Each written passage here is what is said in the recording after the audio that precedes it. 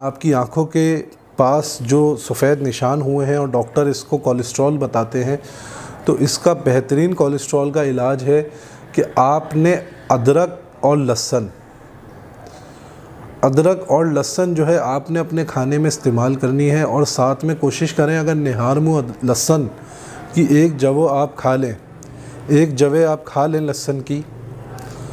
और उसके ऊपर पानी पी लें तो ठीक है। अगर आपको एसिडिटी कर देती है ये चीज़, तो आप फिर जब रात का खाना खाएं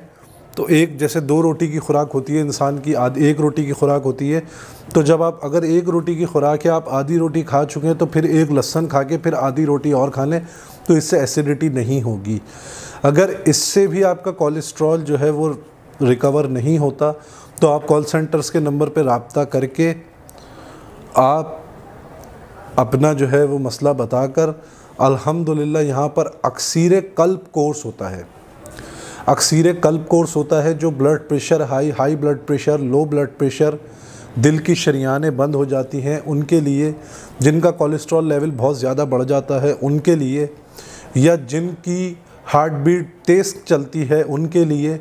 या जिनके खून में हिद्दत पैदा हो जाती है उनके लिए अल्हम्दुलिल्लाह ये बहुत मुजर्रब कोर्स है। आप इसको मंगवा कर इसका इस्तेमाल करें तो अल्लाह ताला आपको शिफ़ा दे।